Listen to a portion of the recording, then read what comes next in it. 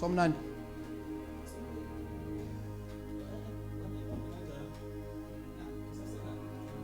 Dedag.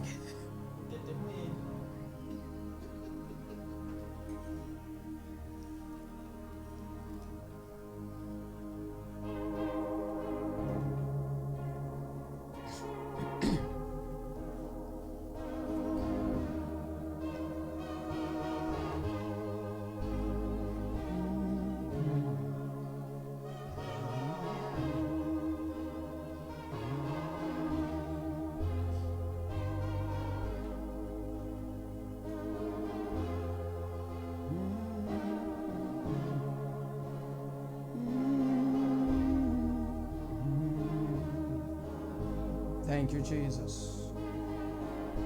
Oh, hallelujah. Hallelujah. Thank you, Jesus.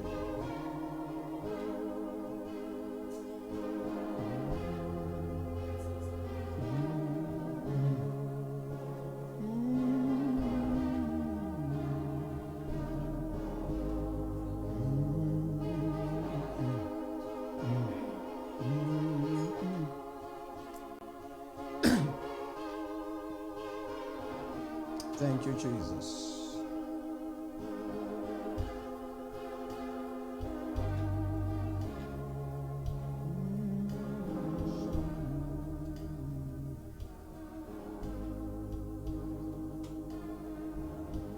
Thank you, Jesus.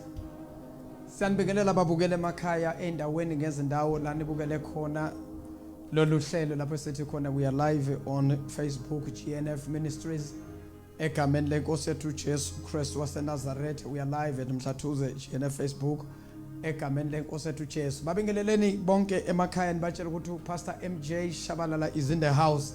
Egameni lenkosi yethu Jesu. Sanibingelela nonke la nibukele khona ngalesi sikhathi egameni lenkosi yethu Jesu. Sibukela kwi cellphone yakho, sibukela kwi computer yakho, wherever way la usibukele khona, you are welcome and we greet you in the wonderful name of Jesus Christ of Nazareth. Babukela phe emakhaya, thank you so much for liking page lethu egameni lenkosi yethu Jesu. uNkulunkulu anibusise kakhulu. Sesikhona sesingenile eGalagata phakathi endlini yakho, mbukele lapho obukele khona ngalesi sikhathi. Seseyiso isikhathi se lockdown kodwa egameni lenkosi yethu Jesu ngishilo ngathi I lockdown is physically but spiritually we are not locked down egameni lenkosi yethu Jesu. Ake sithathe nje leli thuba ngafishane ke sondele kuNkulunkulu, nibaqale manje niba Facebook nibatshele yonke into, niba WhatsApp niba phone niba SMS, nibatshele ukuthi Pastor MJ Shabalala u live manje egameni lenkosi yethu Jesu waseNazaretha. Glory to Jesus. Ngicela nje mbukelo wami lapha ekhaya ake sisondele nje kuNkulunkulu nasentambamba, ke sikhuleke nje ke simeme umdala wensuku, simeme Alpha no Omega egameni lenkosi yethu Jesu. Baba wethu oyingcwele, uNkulunkulu wethu onamandla wonke, nangalesi sikhathi idwala lethu Baba sisondela phambi kwakho emva kwemini. uNkulunkulu wethu onamandla egameni lenkosi yethu Jesu Kristu ophila kothatha indawo Baba wethu olungileyo nangalesi sikhathi Baba egameni lenkosi yethu Jesu. Baba onamandla sithulisa imimoya dwala lethu nangalesi sikhathi Baba sithi ayinagunya, uNkulunkulu onamandla kayinasabelo. Sibonakalise ke uNkulunkulu wethu onamandla nangumbukele ekhaya, ubukele Baba lolu hlelo. Baba wethu onamandla khuluma nezimpilo zethu during this time. uNkulunkulu wethu onamandla siyadinga Nkosi ukuzwa izwi lakho egameni lenkosi yethu Jesu. Thulisa Baba yonke imimoya yeyalo yeyiphithiphithi egameni lenkosi yethu Jesu. Release amandla Nkosi, release ugcobo lapha ekhaya. umbukela sabukele uNkulunkulu wethu onamandla, umthinte ngesakhe isandla esinamandla egameni lenkosi yethu Jesu Kristu waseNazaretha. Dear Heavenly Father, we thank you. We give you all that glory and all the honor in the mighty name of Jesus Christ of Nazareth. We worship you, Father. We adore you, Master. In Jesus' name we pray. Amen and amen. Babukele makhaya, thank you. Siyabingelela wonke umuntu senibatshelile ke manje, abanye ke bayitholile imessage earlier on yokuthi sizoba live namhlanje egameni lenkosi yethu Jesu. And thank you once again izolo besilapha ku GNF TV changing millions of lives. Siyambonga uNkulunkulu kakhulu usebenzile, and thank you for your response as well. Egameni lenkosi ethu Jesu. Greeting to Bishop Andy Nhlapho, Mam Bishop, Mamvi Nhlapho lapha ekhaya, abantwana sebabingelela egameni lenkosi ethu Jesu Kristu waseNazaretha. I won't waste your time. Isikhathi lapho khona bazalwane sifuna uNkulunkulu ngendlela emangalisayo futhi kumnandi ngalesi sikhathi ngoba kuyobonakala mzalwane ukuthi kahle kahle yini bolokhu uyidla yonke leminyaka ulokuthi usindisiwe uhamba noNkulunkulu. Kuyawubonakala kulezi insuku ngempela abayo survivor ngabantu abanezwi likaNkulunkulu, because these are the latter days, these are the last time egameni lenkosi ethu Jesu lapho khona sibona izinto eziningi ezenzakala emhlabeni, but we won't dwell too much on what is happening on the world, but we will dwell on the word ezweni likaNkulunkulu kula sohlala khona, because izwi likaNkulunkulu ilona elizositshela ukuthi isiphi isikhathi esikusona njengamanje. Without wasting any time, ngiyacela nje ukuthi ke niqale manje bese niya like this Facebook page yethu egameni lenkosi ethu Jesu, ni like ni comment egameni lenkosi ethu Jesu. Kunye futhi ngiyacela ukuthi ni share as well, ni share bazalwane, because igospel indaba ezimnandi, the good news are there to be shared egameni lenkosi ethu Jesu. Now without wasting any time, let's go straight to the word of God egameni lenkosi ethu Jesu kwincwadi Matthew chapter number 16. So qala ukufunda from verse number 13 to verse number 19. Matthew chapter 16 verse number 13 to verse number 19. Ngiyacela nje ukulifunda ngalombhalo enguphethe nawe mbuke lapha ekhaya uzoyifundela ngelakho ke iversion okanye ngelakho iBhayibheli oliphethe, kodwa mina lombhalo enguphethe ufundeka kanje. When Jesus came into the region of Caesarea Philippi, he asked his disciples saying, "Who do men say that I am?" Verse number 13. When Jesus came into the region of Caesarea Philippi, he asked his disciples saying, "Who do men say that I, the Son of Man, am I?" So they said, some they say John the Baptist, some they say Elijah, and others say Jeremiah or one of the prophets. He asked them, "But who do you say that I am?" Simon Peter answered and said, "You are the Christ, the Son of the living God." Jesus answered and said to him, "Blessed are you, Simon Bar-Jonah, for flesh and blood has not revealed this to you, but by my Father who is in heaven. And I also say to you that you are Peter. On this rock, and I say unto you, I say that you are Peter. On this rock I will build my church, and that the gates of Hades shall not prevail against it. And I will give you the keys of the kingdom of heaven. And whatsoever you bind on this earth will be bound in heaven. And whenever you lose, and whatever you lose on this earth will be loosed in heaven." Then he commanded his disciples that they should tell no one that he was Jesus the Christ. Amen.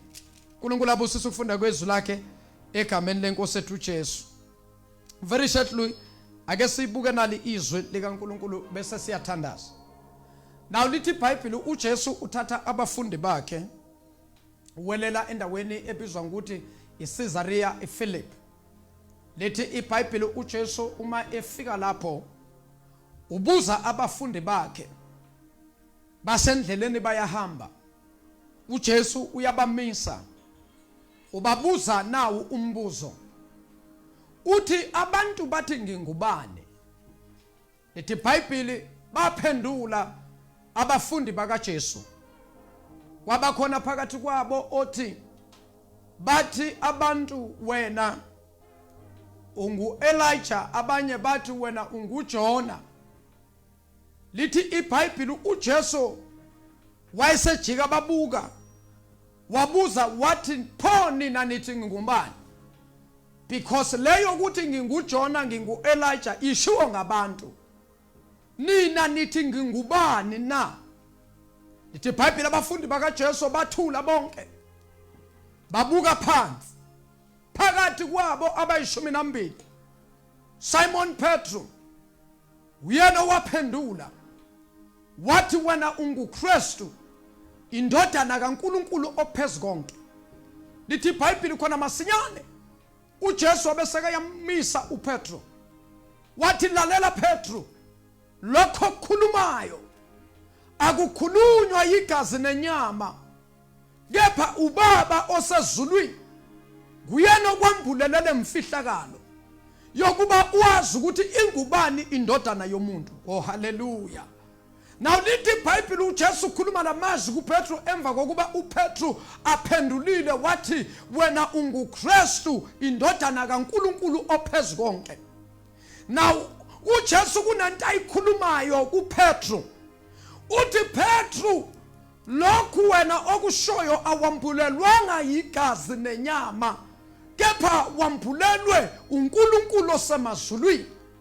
Now lithi iBhayibheli wasekhuluma uJesu lawa mazwi wathi lalela Petro, kuwe okanye phezulu kwanesambulo leso sokuthi wazi ukuthi indodana yomuntu ingubani, usethi uJesu phezulu kwakho noma phezulu kwalesi sambulo ngiyawakha umbuso kaNkulunkulu ongayikunyakaziswa, ngiwakhe phezulu kwalesi sambulo sokuba wena ungazi ukuthi ngingubani. Uthi lalela, ngiyawuthi nangingakha leli bandla likaNkulunkulu ngiyawukwakha into engayikunyakaziswa umuntu, ngiyawukwakha into engayikunyakaziswa ama-storms. Uthi phezulu kwalesi sambulo, ngamanye amagama lempendulo kaPetro njengoba phendula lento uJesu bengayilindelanga kuPetro, ngoba uPetro abafundi bakaJesu babuzile baphendula bathi abanye bathi nguJohane abanye bathi nguElijah. Uthi uJesu nina pho nithi ngubani? Bathula bazange baba nempendulo. Kodwa lithi iBhayibheli phakathi kwabayishumi nambili uPetro waphendula wathi wena unguKristu. Uyabona lento kaKristu, uthi uSimon Petro wena unguKristu indodana kaNkulunkulu ophezulu konke. Uthi uJesu bakakhuluma Petro, lokhu wena awukwambulelanga igazi nenyama, kepha lokhu ukwambulelwe uNkulunkulu osemazulwini. Ngamanye amagama lesi sambulo, because it's a revelation to know ukuthi who is Jesus. Oh hallelujah. Ngamanye amagama uthi uJesu lento lena ayihlangani negazi nenyama, kodwa lento noma lempendulo yakho Petro ophendule ngayo isambulo, because it's not everyone who knows ukuthi who is Christ, who is Jesus. Oh hallelujah. Emabandleni kule nsuku emasontweni kwangathi singafana noPetro sibe nesambulo sokuba uKristu ungubani, ngoba these are the times la khona abantu kufanele bazi ukuthi kade kahle sihamba nobani bazalwane. Oh hallelujah. Bazalwane, ikhathi zokuvivinywa, izikhathi zokulingwa kuya nokuthi uhamba nobani ngalomzuzu. Mangabe uhamba noJesu inkosi yamakhosi, mangabe uhamba nomdala wensuku owayekhona umhlaba ungakasekelwa, mangabe uhamba noNkulunkulu ophilayo, mangabe uhamba nedwala laphakade, mangabe uhamba naye umqalisi wezinto zonke nomphelelisi wezinto zonke. Uthi uKristu uJesu makabuza bathi abantu ngingubani? Uthi uPetro wena unguKristu indodana kaNkulunkulu ophezulu konke. Bazalwane, ngifuna ukushara very shortly nganayo impendulo kaPetro yokuba azi ukuthi ungubani uJesu. Oh hallelujah. Bazalwane, kunezinsuku isimo umhlaba ubuza iquestion yokuthi uhamba nobani. Uthi uPetro wena unguKristu. Yabona nokuthi unguKristu indodana kaNkulunkulu ophezu konke. Ngamanye amagama kwaba yisambulo uPetru amazulu amambulela sona. Usathi-ke uJesu kuPetru, lalela Petru, phezu kwalesi sambulo sakuba ungazi ukuthi ngingubani, ngiyawukwakha ibandla likaNkulunkulu, ngiyawukwakha mbuso kaNkulunkulu ongayinyakaziswa. Oh haleluya. Elithi iBhayibheli umbuso kaNkulunkulu kusukela ngeyikhathi zikaJohn uMbhaphatisi kuze kube lesi sikhathi umbuso kaNkulunkulu uyaphangwa, uyahuzulwa. Kodwa Jesu nawulithi iBhayibheli kodwa kulabo abathemba labo likuNkulunkulu abayikunyakaziswa. Lalela bukela phekha, kunento okufanele uyazi. uNkulunkulu number 1 uyo yonke into ofisa ukuthi abe yona empilweni yakho. Ngamanye amagama uNkulunkulu ufithe kuwo wonke ama department. That is why amagama kaNkulunkulu maningi. Kodwa makafika uMoses before uNkulunkulu emthumela eGibhithe emva kuba sekenze zonke imangaliso, lithi iBhayibheli uMoses wabeseka yabuza wathi mangifika kuFaro ngithi ngithunywe ngubani? Uthi uNkulunkulu nakamphendula, lalela Moses, hamba utshela uFaro ukuthi mina nginguye enginguye. Ngamanye amagama uthi uNkulunkulu, I am who I am. Ngamanye amagama uthi uNkulunkulu, I can't be specifically ngisho ukuthi ngingubani, because mangabe ugula ngiba nguJehova Rapha, the God that heals every sickness and disease. Umangabe uyaswela uthi uNkulunkulu, I am Jehovah Jireh, the Lord the provider. Oh hallelujah. Uthi uNkulunkulu mangabe unako ukuthula empilweni yakhe emshado lokho emsebenzini wakho ekhaya lakho, I am Jehovah Shalom, the God of peace. Oh hallelujah. Uthi uNkulunkulu, I am everything ofuna ukuthi ngibe yona. Oh hallelujah. Uthi mangabe ulambile, I am the bread of life. Oh hallelujah. Uthi mangabe womile, I am the living waters. Oh kabonda basa. Uthi uNkulunkulu, I am everything that you want me to be. Ngamanye amagama mlalela phekha, yini oyidinga ukuba uNkulunkulu ayenze empilweni yakho? Whatsoever that you need, God can provide. God can give it to you. He is God, the omniscient one, the omnipotent one. He's God Almighty. He's the Alpha and the Omega, the beginning and the end. Bazalwane, ikhathi esiphila kuzo ziyabuza ukuthi uhamba nobani, uphetheni. Akwabuze oseduze kwakho lapha ekhaya uthi makuphetheni, uphetheni ngoba isimo esingaphansi kwaso siyabuza ukuthi uphetheni, uhamba nobani, uphetheni makhe. Mangabe uhamba noNkulunkulu, even this one, the situation esibhekene nayo, this one nayo izokwendlula. Mangabe uhamba noNkulunkulu, nalezi inhlupheko zangalesi sikhathi, uthi umpostoli Paul kwincwadi yabaseRoma, ngabe yini engasehlukanisa bazalwane nothando lukaKristu na? Ingabe yinhlupheko zangalesi sikhathi, ingabe ukugula kwangalesi sikhathi, ingabe yinkinga eyikhungethe umhlaba zangalesi sikhathi, uthi mina angayiboni into engasihlukanisa nothando lukaKristu. Ngamanye amagama uthi, I have never seen anything that will separate us from the love of Jesus. Oh hallelujah. Almighty Jesus. Oh hallelujah. I feel the anointing is changing by a minute in this house. Oh hallelujah. Ngamanye amagama ngibuyela endabeni yami, uthi-ke uJesu-ke, lalela Petru, lesi sambulo ngamagama uthi lento le akuyona into engakhulunywa ngumuntu ongagcwaliswanga ngamandla kaMoya Oyingcwele.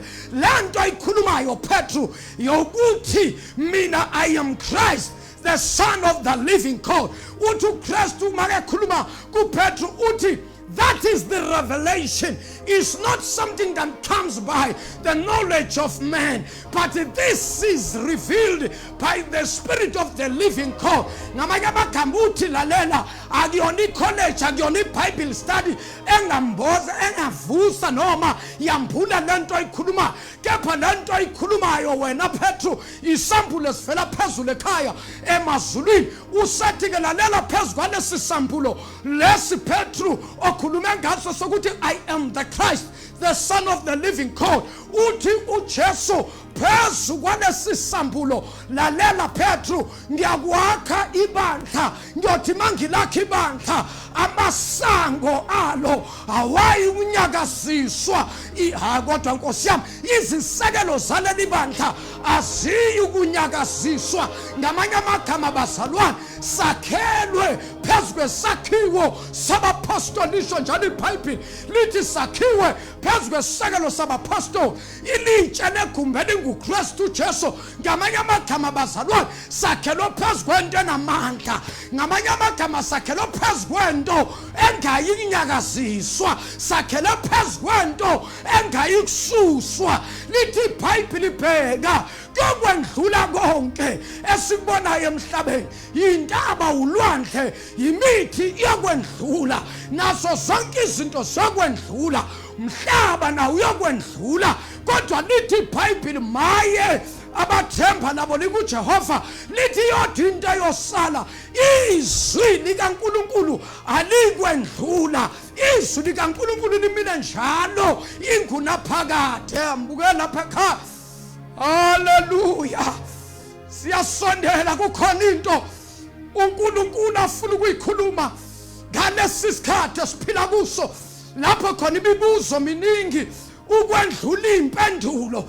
Impendulo engiyiphethe ngithi noma zingaba khona izimo, noma ngaba khona ama circumstances, noma ngaba khona ama situations, but there is a word of God that will never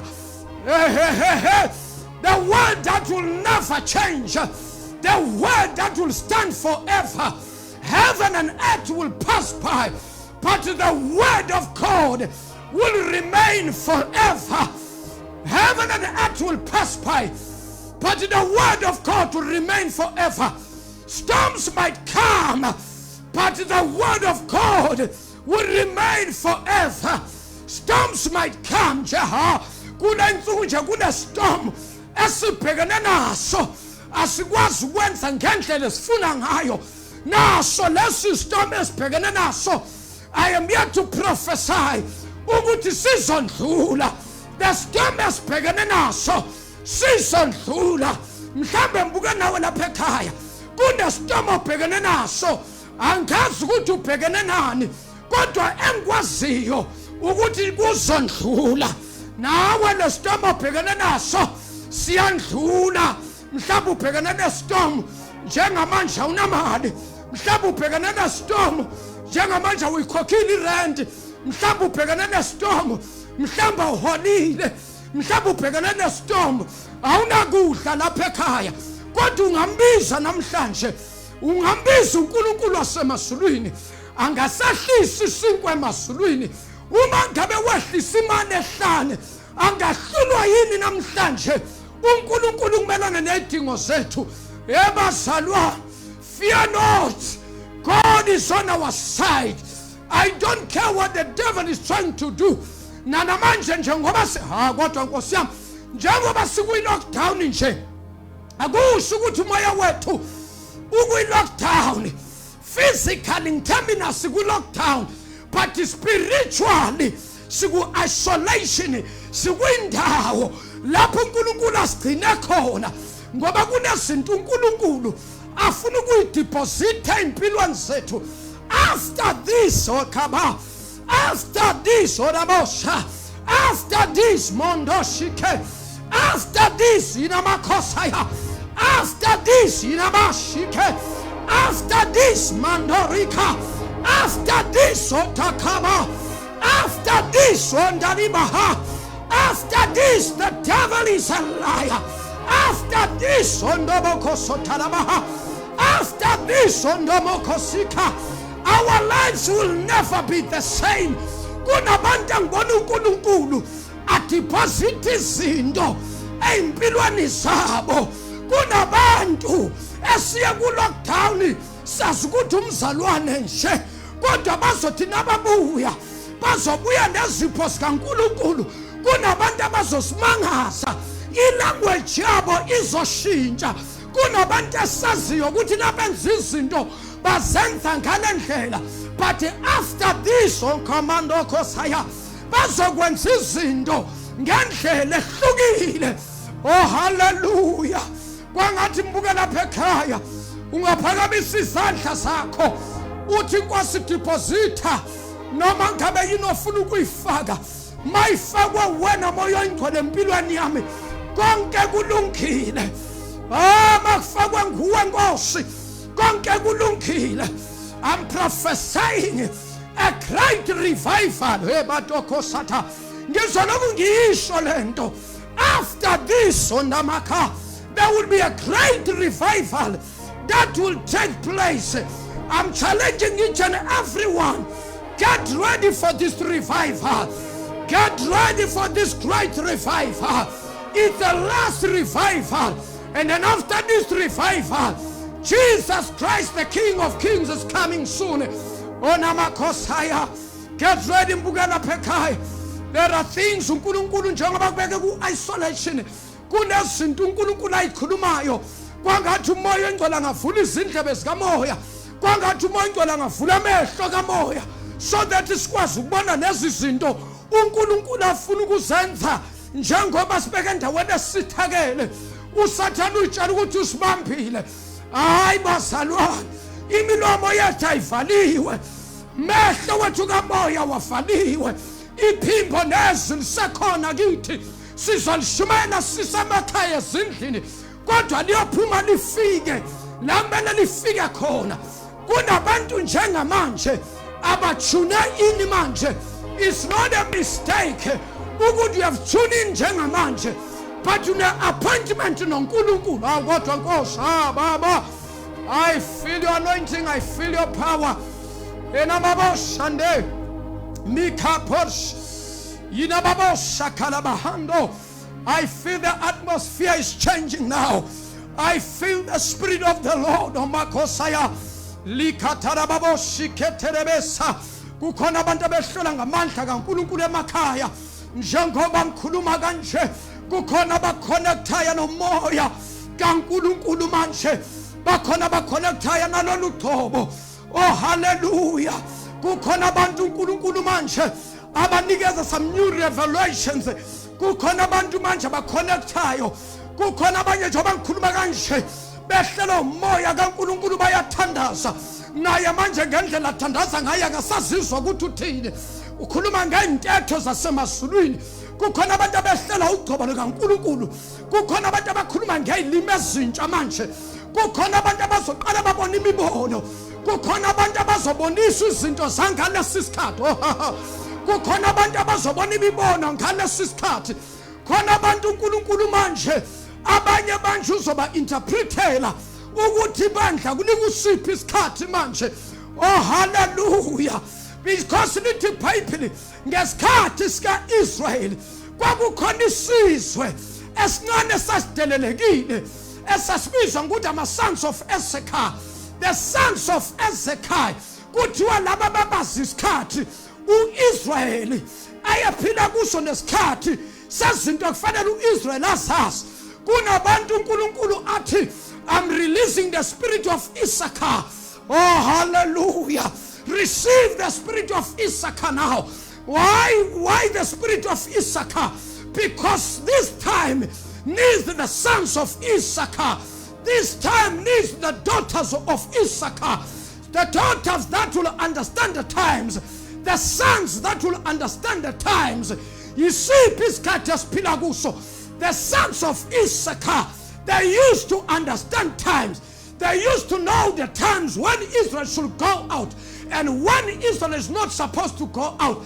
The sons of Issachar babazi isikhathi sokuthi uIsrael akaphuma ahlasele ayempini. The sons of Issachar babazi ukuthi ilanga noma inyanga mayimi kanje sikusiphi isikhathi. Oh, may the sons of Issachar rise. May the spirit of Issachar rise. May the spirit of Issachar rise. Receive now the spirit of the sons of Issachar. Receive the spirit of Issachar. Know the times. Understand the times. Bazalwane qondani isikhathi uthi uJesu kuPetru lalela Petru phezu kwalesi sambulo osikhulumile ngiyawakha ibandla amasango Hades awazi kuba namandla. Bazalwane noma ngabe yini uSathane angayizama athi ushaya ngayo asimanga sodwa kepha sakhiwe phezu kwesekelo sabapostoli nabaprofeti. Sakhiwe phezu kwesekelo ilitshe legumbu Kristu Jesu.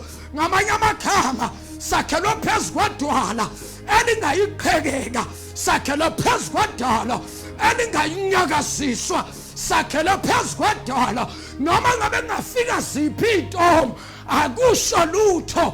Indaba isekutheni sakhele phezu kwani. Saphele phezu kwesekelo sabaprofeti nabapostoli. Sakhele phezu kwesekelo sabapostoli nabaprofeti. Oh hallelujah. Oh hallelujah. I feel the anointing of the Holy Ghost on top. Mekezika baba sita. Nekebosia baba. Nerebobo shikaba. Mandorobo shikete. I release the spirit of the sons of Issachar. I release the spirit of Issachar. I release the spirit of intercession. Oh God, oh Marabako Sayabaha. Oh moya ngcwele vusa manxusa ngalesi sikhathi. Vusa baba balinti bebandla abazombe esikhaleni avawa. Vusa belusi ngalesi sikhathi abazoqonda ikhathi esiphila kuso. Bandla lika Kristu asilungeni. Let's get ready. The soon coming King is coming. The Lord Jesus is coming. Get ready now. Get ready to receive him. Get ready to receive Jesus. He's coming very soon. These are the times. Hallelujah. Lazikati iBhayibheli likhuluma ngazo lathi ngensuku zokuqina kuyoba khona iminyakazo emhlabeni. Kuyoba khona izinto ezokwenzeka. Kodwa singathuki ngoba ngoba uqala kwemihele ibandla right now lisikwa imihele. Kunobuhlungu esibuzwayo. Yini indaba sibelethe noma sizawubeletha imvuselelo yandulela ukubuya kwenkosi uJesu phakathi kwenu. Oh hallelujah. Kukhona mama abaphethe izinto zikaNkulunkulu. Kukhona sisi abaphethe izinto zikaThixo. Kukhona tata, khona mama, khona bhuti, khona abaphethe izinto zikaThixo. Vumela amandla kaNkulunkulu. Oh hallelujah. Vumela lolu gqobo lukuthinte. Kuvuka izinto zikaThixo ngaphakathi kwakho. There are people, hallelujah, kunabantu that are prophesying upon them. Your gift was destroyed by the devil. Your gift was killed by the enemy. But God is telling me right now, your gift is about to rise. Your gift is about to rise. Your gift is about to emerge. Hey, hey. Wena mzalwana, hayibo moya ngcwele nangu umuntu ngikhuluma naye. Wena wawubona izinto, wena wawuboniswa, wena wawubona even umfundisi iscripture zoshare ngaso on Sunday. Wena umoya ngcwele wayekubonisa lezo zinto, kodwa manje sekuvalekile kwenze njani? The devil is a liar. Kunabathakathi egameni likaJesu abazama ukucindezela igift yakho. Kunabathakathi abazama ukuvala le gift uyababonela abakhangayo. Yile ndaba kwenzeka kanje. Yamukela lamandla namhlanje sizoconnecta namazulu lizokwehla izulu lehlele phezu kwethu. Igift yakho iyavuka. Wena wawuprofetha futhi izinto wawuyiprofetha zazenzeka, kwenza njani ngegift yakho? Gift yakho yavalwa, gift yakho yacindezelwa. Kodwa namhlanje in the name of Jesus, uKristu uzoyivusa igift yakho. Wena wawuhlabelela kushintsha i-atmosphere, kwenza njani? Yenza njani ngegift yakho? Amadimoni ayicindezelile ngoba nawuqala uworship udumisa uNkulunkulu, ushintsha i-atmosphere, usehlisela izwi. Haleluya. Ngizwa amandla. Kukhona lona ngikhuluma naye. You used to worship and the atmosphere used to change when you grab that mic, but it's no longer happening. Why? What is wrong? The devil is a liar. Your gift is about Mandoko Saya Rekapasika Elalabo Shatamaha. Your gift, Amamando Sika Reketemo Sika Baba Yelabo Santamaha. I feel the anointing of the Holy Ghost right now. Rentaria Baba Sike Likotomo Sikatabaya. Oh, Mama Wami. Again for me, again Kumena now. When I won't shabelela man, when I won't do me saman, Ungugala manje, Genesis cut. It's not a mistake that you are tuning in now.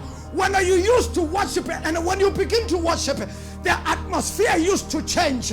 You used to bring the presence. You used to create the presence. What happened to you? What happened to your gift?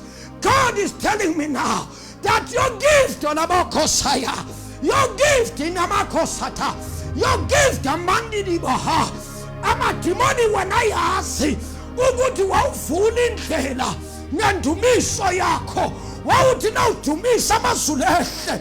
The electrifying from heaven used to capture the church, but it's no longer happening now. What happened to your gift, Amakosaya? The Spirit of the Lord said, I must tell you, your gift is about to emerge. Your gift is about to rise. Angimazilo muntu banilo kodwa umbukele njengamanje wawuhlabelela wena kushintsha isimo kwakuginqika abantu nasodumisa. Kwenza njani mzalwa?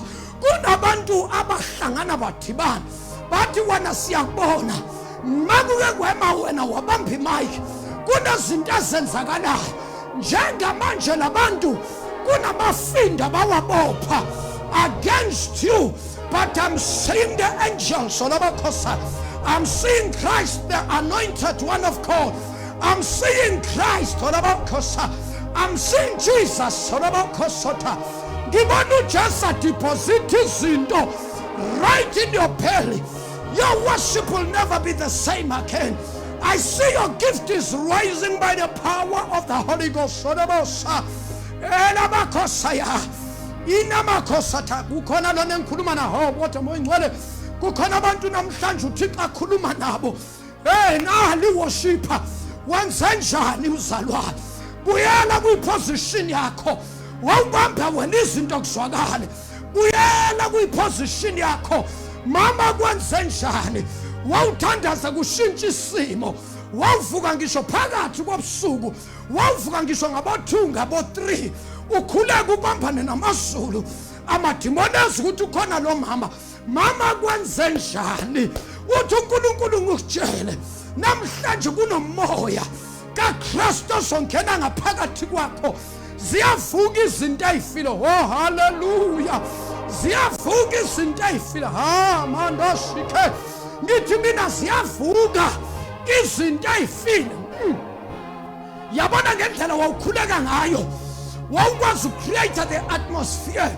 The church used to swim in that anointing. God is no longer happening now. Why? You have to go back on Abakosaya. You have to go back to your position, Mama. You have to go back to your position, Baba. Wawutandaza baba. Ngishekaya na wawutandaza ko.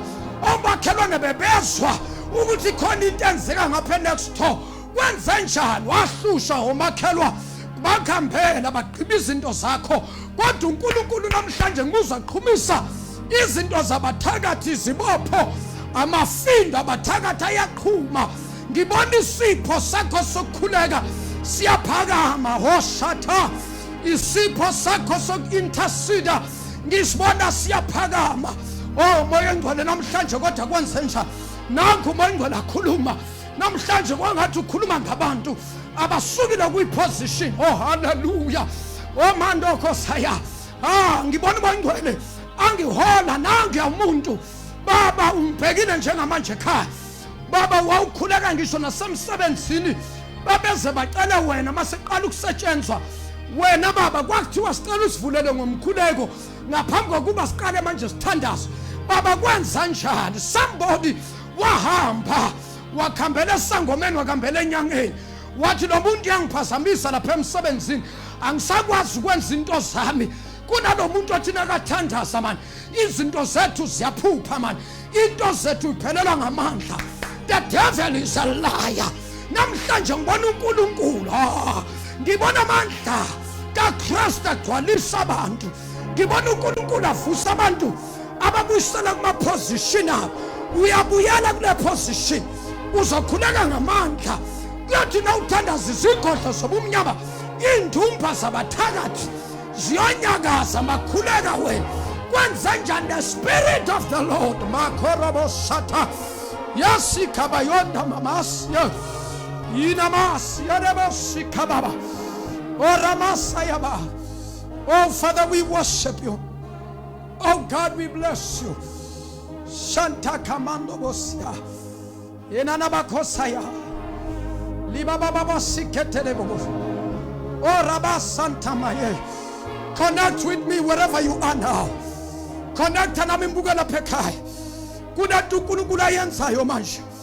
There is anointing, Mama Kosaya. There is anointing, Mama Kosoto.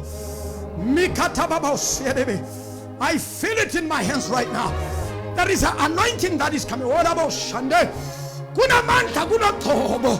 All puma yo manche. Hey, abaya shisi zalka manche. Abaya shisi nyao. Abaya kubili sisu manche. Kuna ento kuna manza koposayo. Esiswini sako kwanzenja. Amanta gamoyo ingwele. Ayangena msimpeni wako. Kukhona abantu manje indwele zabo siyashaka. Kwenza njani amandla ezulu ehlala phezu kwakho. Receive this power. Receive this anointing. Sasiyathandaza okoshatama. Sasiyakhuleka. Mbukela phekhaya mukela amandla. The devil is a liar. Njengoba usekhaya nje. Njengoba ku-lockdown. Kunezinto eziqeda amandla. Yamukela nalo uthobo nawo amandla. uNkulunkulu yakugcwalisa manje. Yamukela now. Receive the power now. Receive the Holy Ghost right now. Receive the Spirit of the Lord. Father, send your thunders. Everyone, pray with me wherever you are. Wherever way you are watching me now. Come on now. Pray now. If you feel like kneeling down on your knees, just bow down and pray. If you need to stand up and move up and down, just do as the Spirit of the Lord is leading you now. We are praying right now.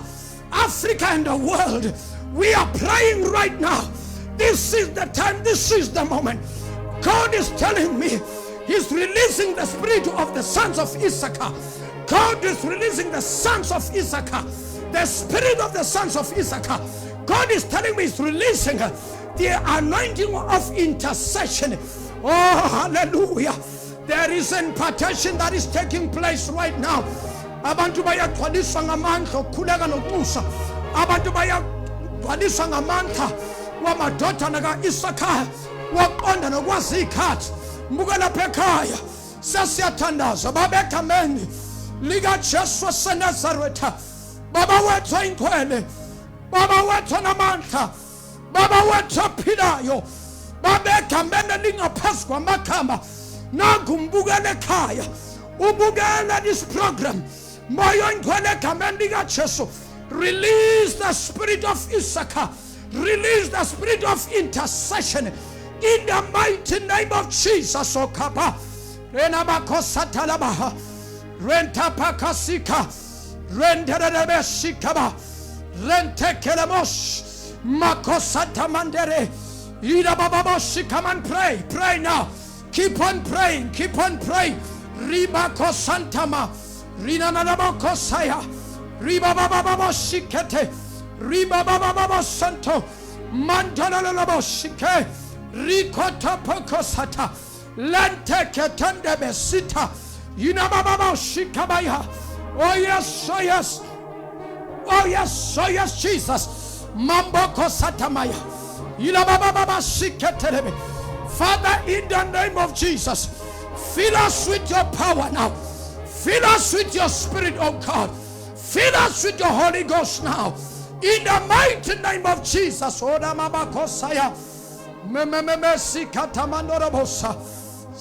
Maria Babosha. Oh, I feel the anointing of the Holy Ghost. Sata. Zente Kelemoshikaba. Zete Ketababosha. Unamababa Kosaya Baba. Oh, Father, we worship you. Oh, Father, we worship you. Oh, God, we give you praise. Oh, God, we give you glory. Thou art worthy to be praised. We worship you, Master. Makosanta. Makosanta Baya. Lenteriba. Zentekemosh. Mandaria Babasata. Zentekelemoshana. Marondo Boboshada. Oh Lord, my God. Oh, thank you, Jesus. Oh, thank you, Holy Ghost. Oh, hallelujah. Oh, moyo ingwele sabo. Fill us once again by your spirit. Fill us once again by your power. Fill us once again by your anointing. In the mighty name of Jesus. Oh, moyo ingwele siyabonga. Tabata lonkutu monkulunkulu wetu. Tabata baba zonke izibongo.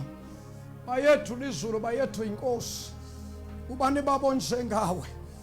Ubani inkosi ongafaniswa nawe. Baba wethu namandla bonakala nangaleso sikhathi. uNkulunkulu wethu engcwele nalifa lakho nalibandla lakho. Gcwalisa uNkulunkulu wethu namandla ingceku zakho nengcekwa zakho ngamandla kaMoya Ngcwele. Gcwalisa baba ibandla lakho ngamandla kaMoya Longcwele. Gcwalisa baba umhlaba izwe lonke ngamandla kaMoya Ngcwele. Gcwalisa baba nomama ngamandla kaMoya Ngcwele. Gcwalisa obhuti nosisi, gcwalisa abancane. Baba wethu engcwele lesi sikhathi sethu. Baba wethu namandla egameni likaJesu. Fill your church with your power. In the mighty name of Jesus. Oh Father, we worship you. Oh Father, we thank you. Oh God, we give you glory. Oh God, we give you honor. Thou art worthy to be praised. Oh hallelujah. Ake simshayele izandla uNkulunkulu. Ake simdumise simshayeleni izandla kakhulu. Wherever you are right now, just give the Lord some praise. He is worthy to be praised. Come on, let's give the Lord some praise. Let's worship him. He is worthy. Come on, let us worship him. Something is happening now. Oh, hallelujah. Mando kosaya. Ribo satalaba kondo bosia. Zente kelemo shadaba. Riba babako satalaba baba sata. Lente kelemo shkaba. Zente kelemo shikabando bobo bosaya. Yande rabo shikatama baba kasaya. Zente ketelemo shikabaha. Oh yes, oh yes, oh yes, oh yes. Oh Father, we worship you. Siyabonga uNkulunkulu wethu namandla, siyabonga Dwala lethu, siyabonga uNkulunkulu Ngcwele. Father, we thank you. May all the praise, all glory, all honor be given unto you, Master. You are worthy to be praised. You are worthy, God. You are worthy, Father. You are worthy, Jesus. You are worthy, Master. You are worthy. O Ramasaya. Rentaramasi kerebosaya. Manderebosha kababa. Riamamasi anderebosa. Rianana babosia. Manereboshi kalabaya. Mananana bosi. Zenarabaha. Rosaya babahando bobosia.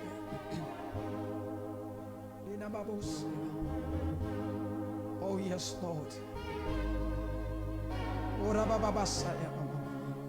Yanelebosh. Mighty Jesus. Thank you, Jesus. Oh, yes, Lord. Oh, yes, Jesus.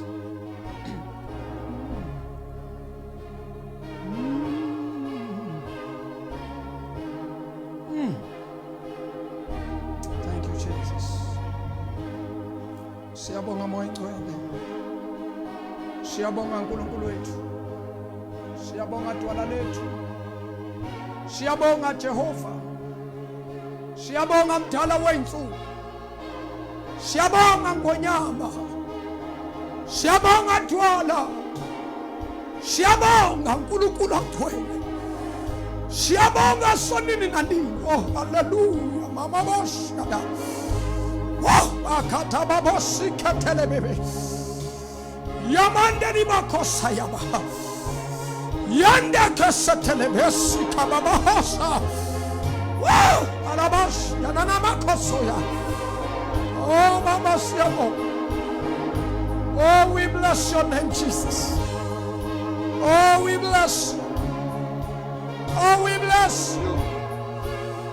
Oh, we bless you, Jesus. Ona makosa taraba. Zentekemos. Zentekebosaya. Zimama mama kosaya. Zinana makoso tora. Reketele bebe sikapa. Zama koso kotorika. Zinana mahosa katana baba. Shiterebe. Zinana shikatana nana kosa. Yinama kosa tana baba bosha. Yanteketende bekosa. Basikatele me. Mando kosaya mama sikatele lele bosha. Akaposa. Enabakosa. Erebesh. Anamabos. Thank you, Lord. Thank you, Father. Thank you, Jesus. Andorabosha. Oh, hallelujah. Amazulu. Amazulu. Ubuku. Ugacheho. Amazulu. Ayababa.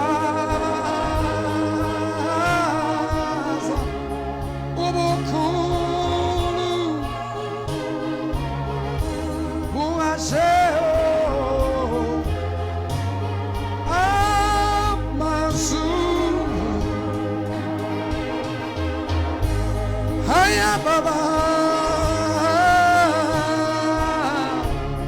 Ubukunu, Uazel, Amazulu, Amazulu, oh, hallelujah, Ubukunu, Uazel.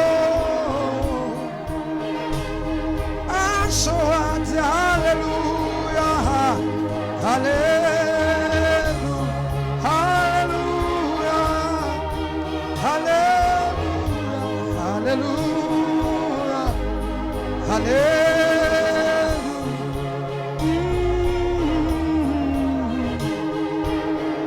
I saw it,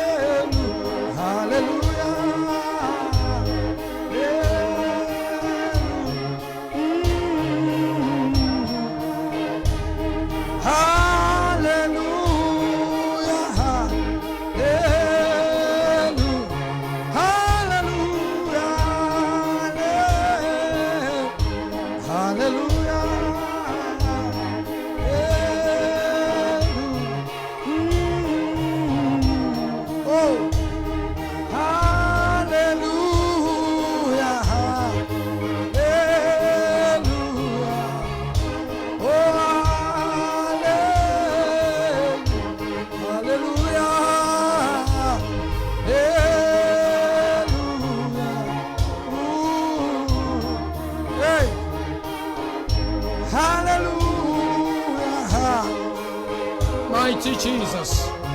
Hallelujah. Hallelujah. Hallelujah.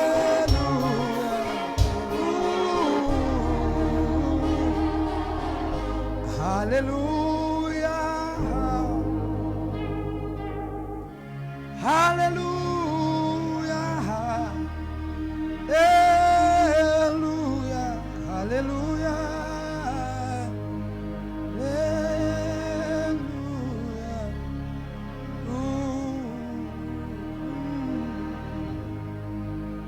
Ake simshayile izandla uNkulunkulu namhlanje egameni lenkosi yethu Jesu. Oh hallelujah, hallelujah, hallelujah.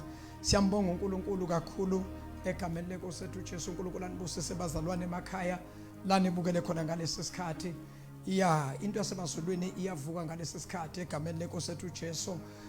Ngaphambi kokuba ngivale lolu hlelo, ngiyathanda nje ukukukhuthaza wena obukele wherever la ubukele khona manje. As the Spirit of the Lord was ministering to us, as the Spirit of the Lord was revealing, kunabantu uNkulunkulu akhulume nabo. Some of the people angwazi, but I have touched your matter. I don't know what is happening to you lately, but there is something elahlekile empilweni yakho. But the Spirit of the Lord is saying to me, there will be a restoration that will take place, especially in terms of our gifts. There are people abalahlekelwe ngama gift abo. You used to do izinto zikaNkulunkulu ngendlela emangalisayo, but now lately there is the spirit that is binding you. You don't even understand what is happening. You have tried almost everything. You have prayed, you have fasted, you have read the word, but still that connection that you used to have, the connection that you used to have is no longer happening. But the Spirit of the Lord is saying to me, there is a restoration that will take place. God is about to restore your gift.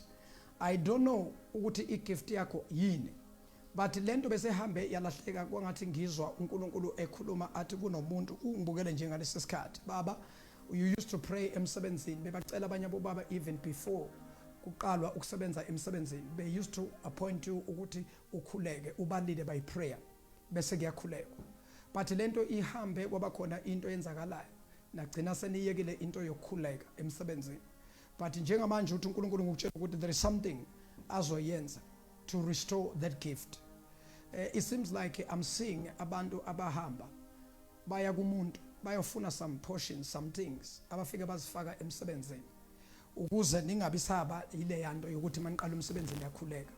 It seems like labantu ba create this thing yokuthi kube khona nje some conflicts. Mafanele manje nize kule nkonzo ukuthi iqale nikhuleke. Abanye abasezi we prayer baloko abantu bashoda kancane kancane. Lento yenziwe ngamabomu, but wena uNkulunkulu uthi ngikutshela ukuthi God is going to restore that gift and you must continue to pray. Oh hallelujah. Nawe baningi abantu baningi umoya kaNkulunkulu abanye ubayasho ukuthi yazi umfundisi really namhlanje was talking to me. I'm talking to you, yes, because the Spirit of the Lord has led me to tell you, to say this to you. Don't give up. The devil is a liar. The devil is trying by all means to destroy onke ama gifts uNkulunkulu awanikeze abantu. But this is the time and this is the era la khona uNkulunkulu a restore some gift empilweni zabantu. Amen. Don't take this message lightly. There is a gift of intercession that is missing so much in the church. The church must go back to prayer. Ibandla fanele libuyele back to, but there are people abanikezwa this gift umsebenzi kubo. Ma'am, you are watching me now. You used to pray, unayo le gift yokukhuleka. Siswami wawukhuleka wena. Kwenze njani? Sitha sambe sekuhlasela sekushaya. Uzamile ukuvuka many times but akuvukeki. But namhlanje uNkulunkulu uthi ungitshela ukuthi usuku lakho lokuvuka.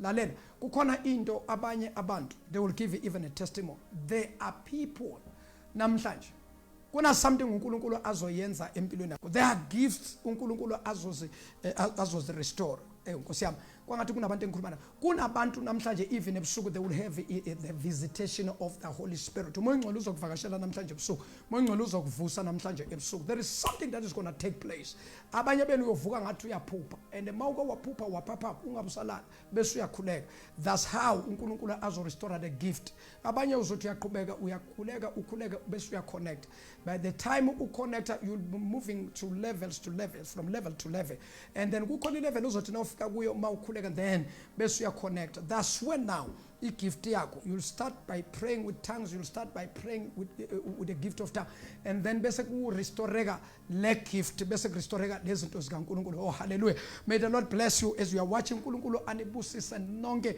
thank you so much for ukuthi nikwazi ukuthi ni-like our Facebook page ni-share abasherayo kakhulu the purpose of the gospel bazalwane is to win souls egameni lenkosi ethu Jesu everyone must get the message if you are a Christian bangumzalwane noma ngabe wena ubizelwanga intercede but please I'm asking you let's go back to prayer bazalwane the midnight prayer is so important asibuyeleni kulomkhuleko wango-12 ebusuku sithandazeni we have so much time now nawungavuka ngo-12 ebusuku ngakusasa uye emsebenzini so please make a use of u-12 o'clock ebusuku let's pray bazalwane kunezinto uNkulunkulu azidepositayo ibandla after this lockdown you'll see a different church because uNkulunkulu uzobe sekafake izinto ezintsha ukwenza kwethu ngeke kusafana nasekuqaleni thank you so much may the Lord bless you ngiyacela ke if ukhona ubukile mhlambe uthi I am blessed by this message and I need God to restore izinto zami kukhona izinto zami ezilahlekile please I'm asking you if the message has blessed you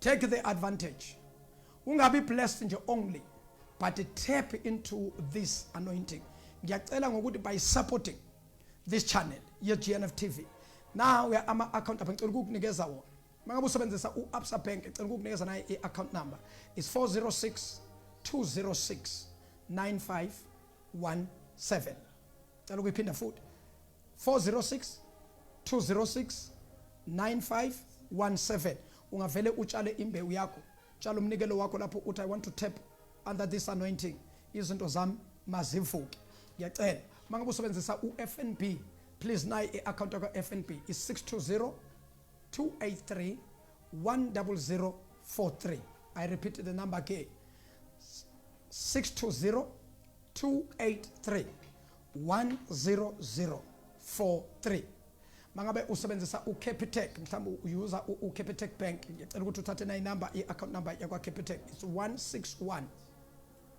161-831-460 I repeat the number again 161-831-460 okanye ungavele nje uthi lapha ku SMS uthumele nayi i-SMS ethi banking SMS igama lithi banking kule number ethi 32667 SMS banking kuna inamba 32667 uma SMS leyo number izokunikeza onke ama details ama banking details wase-GNF bese utshala ke imbewu yakho ngendlela ofuna ukutshala ngayo nangendlela umoya oyingcwele akulide ngakhona thank you so much for watching uNkulunkulu bazalwane anibusise lapho emakhaya i-lockdown izophela just hang on there i-lockdown bazalwane izophela egameni lenkosi ethu Jesu next time I promise I will take some of the calls mhlawumbe kube khona abantu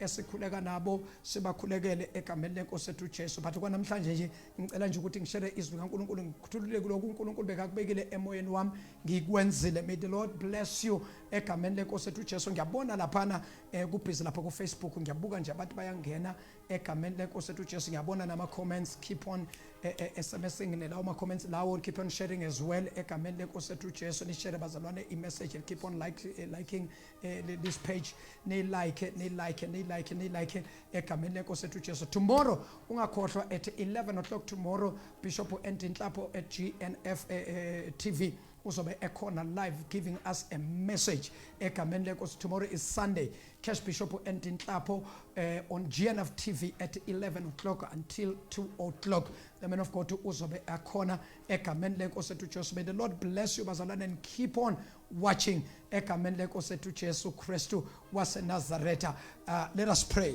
let us take the grace kaNkulunkulu Baba siyabonga egameni lenkosi ethu Jesu. Sibonge baba izwi lakho osiphe lona namhlanje. Sibonga baba amandla emvuselelo. Sibonga baba ukuvuselelwa nalibandla lakho nalifa lakho. uNkulunkulu wethu amandla sibonga ukubuya kwezinto egameni lenkosi ethu Jesu. Buya kwezipho zikamoya empilweni zethu. Siyakubonga moyingcwele nangalesi sikhathi. Bususa baba ibandla lakho ligcwalise ngamandla kamoya oyingcwele egameni elingaphezulu kwamagama onke. Siyalikhulekela baba ifa lakho kumagumba amanomhlaba. Siyalikhulekela baba ibandla lakho egameni lenkosi ethu Jesu Kristu. Nakusasa baba kuyisonto uNkulunkulu wethu amandla siyakhuleka ukuthi usiphe imessage baba sikhuluma kubantwana bakho ngelihle baba igama lika Jesu Kristu waseNazaretha. Father, we thank you in Jesus name. May the Lord bless you and bless you. Amen and amen. Hallelujah. God bless you. uNkulunkulu anibusise kakhulu lapha emakhaya. We love you.